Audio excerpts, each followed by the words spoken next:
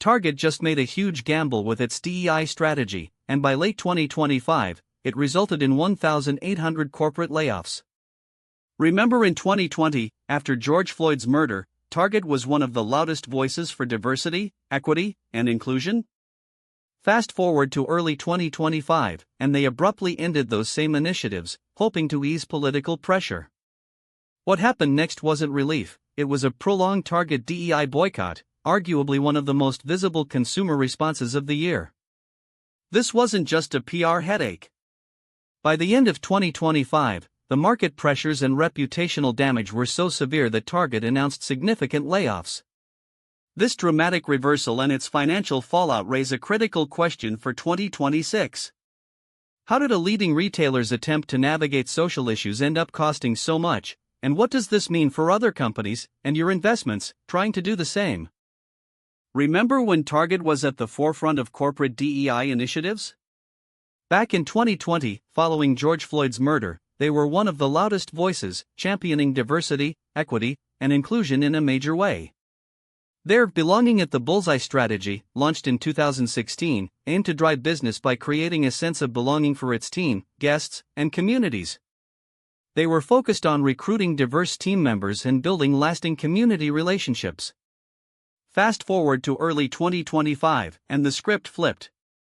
Target abruptly announced the end of many of its high-profile DEI programs, concluding its 3-year diversity, equity, and inclusion goals and its racial equity action and change strategy. This wasn't a quiet shift, it was a dramatic pivot that sparked a prolonged Target DEI boycott, becoming one of the year's most visible consumer responses. This decision wasn't made in a vacuum. Target was already facing intense pressure from increased competition from agile rivals like Amazon, and they were more vulnerable to a decline in consumer spending, influenced by inflation and tariff volatility, compared to competitors like Walmart and Costco. By late 2025, the company announced approximately 1,800 corporate layoffs, citing market pressures and compounding reputational damage. So, what exactly happened here, and what does this roller coaster of corporate strategy mean for the broader market and, crucially, for someone trying to understand how these dynamics play out in real-world investment scenarios? We're going to dive into the numbers, the investor reactions, and the lessons we can all take away from Target's very public journey. Initiatives. It wasn't just talk, though. Target's journey into comprehensive DEI really kicked off back in 2016, with its first formal strategy to boost representation of women and people of color across its corporate ranks. Fast forward to 2018, and they launched their supplier diversity program, actively seeking out partnerships and procurement from minority and women-owned businesses, putting real dollars behind their words. But the pivotal moment for Target, and for many corporations, arrived in 2020. After George Floyd's murder, just 10 minutes from Target's Minneapolis headquarters, CEO Brian Cornell made a powerful public statement. He said Floyd could have been one of my Target team members. This wasn't just a corporate message, it felt deeply personal. Months after Floyd's death, Target significantly deepened its specific DEI commitments, quickly becoming one of the most prominent corporate voices supporting these initiatives. For example, they pledged $10 million to support social justice organizations and committed to increasing Black team member representation by 20% by 2025. This wasn't just about internal hiring. Their Belonging at the Bullseye strategy, updated as recently as May 2026, aimed to drive business by creating a sense of belonging not only for their team members but also for their guests and the communities they serve through inclusive product assortments and community partnerships. This set the stage for what many saw as Target's bold, unwavering commitment to diversity. The lesson here is how quickly a company can ascend to a leadership position in a social movement, often driven by both internal conviction and external pressure. But then came the great U-turn. Target's DEI rollback in 2025. Putting real dollars behind its commitments. But then came the great U-turn. In early 2025, Target abruptly started scaling back its high-profile DEI programs. This was a significant shift, widely reported by February 3, 2025, by journalists like Nathaniel Meyersohn and Eva McKend, who covered the company's sudden change of direction. Specifically, in January 2025, Target officially ended its ambitious racial equity action and change, or REACH, strategy. They also concluded their 3-year diversity, equity, and inclusion goals, which had been set with such fanfare. This retreat, making headlines by May 3, 2025, was largely interpreted as a response to what Target vaguely called an evolving external landscape. The reality, however, was that it was driven by mounting political pressure and a calculated internal recalibration. The move was clearly intended to alleviate the pushback the company had been receiving regarding its previously robust DEI stance. Think about it. Less than 5 years after strengthening its DEI initiatives in the wake of the 2020 events, Target was essentially doing an about-face. It was a stark change of tune, as many analysts put it, after years of being at the forefront of corporate inclusion efforts.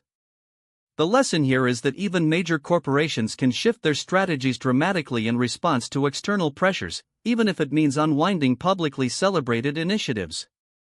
This pivot would then set the stage for what came next. A prolonged period of boycotts, backlash, and a real impact on their bottom line.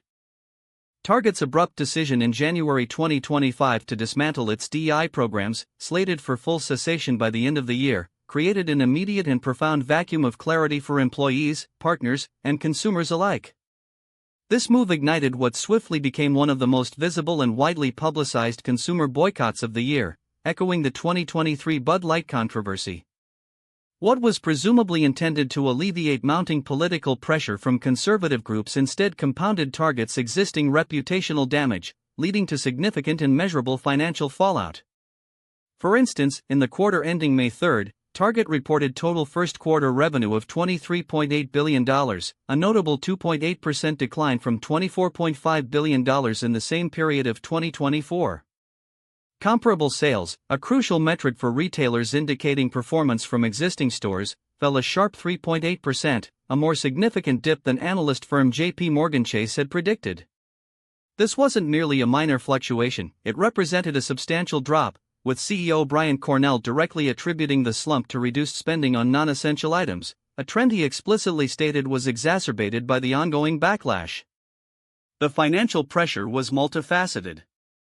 Beyond the vociferous boycotts, widely publicized across social media platforms like X, formerly Twitter, and covered by major news outlets such as The Wall Street Journal, Target also faced intensified competition from agile e-commerce rivals like Amazon and Walmart. Furthermore, it was particularly vulnerable to a broader decline in discretionary consumer spending, heavily influenced by persistent inflation. By late 2025, the company even announced approximately 1,800 corporate layoffs, primarily within its Minneapolis headquarters, citing market pressures that included both the sales slump and the lingering reputational damage. The undeniable lesson here is that corporate decisions, especially those involving social stances and core values, have direct, measurable impacts on the bottom line, demonstrating how quickly consumer sentiment can translate into real revenue shifts and operational adjustments. While boycotts played a significant role, it's also crucial to acknowledge the broader economic headwinds already challenging the retail sector. Intended to quell political pressure, ignited a firestorm, leading to a prolonged boycott. But it's crucial to understand that Target's challenges in 2025 weren't solely about DEI.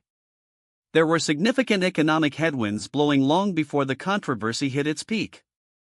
For starters, Target was already grappling with increased competition. Agile online rivals like Amazon had been chipping away at market share for years. Unlike Walmart or Costco, who often appeal to a broader, more price-sensitive demographic, Target's slightly more upscale positioning made it particularly vulnerable when consumer spending tightened. We saw this play out in their Q1 2025 earnings call. On May 21, 2025, Brooke DePalma and Alexis Keenan reported that Target's shares slid over 7% after a 3.8% year-over-year decline in same-store sales, following a 3.7% drop the previous year. CEO Brian Cornell noted during that call that consumer spending was softening, heavily influenced by persistent inflation. Think about it. When every dollar buys less, discretionary spending at places like Target is often the first to go. Beyond inflation, tariff volatility also added to the economic pressure cooker. Shifting trade policies meant unpredictable costs for imported goods, impacting Target's margins and inventory planning. So, while the DEI rollback certainly sparked a highly visible consumer boycott, contributing to significant reputational damage. It was layered on top of these pre-existing and intensifying market pressures. By late 2025, it wasn't just the boycott being cited, but these broader economic pressures that led to approximately 1,800 corporate layoffs. The lesson here is that even well-established companies face complex, interconnected challenges, and isolating one cause is rarely accurate. Looking ahead, a new belonging for Target? But here's the fascinating twist. Even with all those setbacks, Target didn't completely abandon the spirit of its prior initiatives. By May 20, 2026, they rolled out an updated approach, what they call their Belonging at the Bullseye strategy. This isn't just window dressing, it clearly articulates a continued commitment to inclusion. The strategy aims to drive business by creating a sense of belonging for its team, its guests, and the communities it serves. Think of it less as a return to the exact same programs, and more as a refined focus. For instance, a key area they highlighted was recruiting diverse team members, and ensuring their product assortments are inclusive to create what they called joyful guest experiences.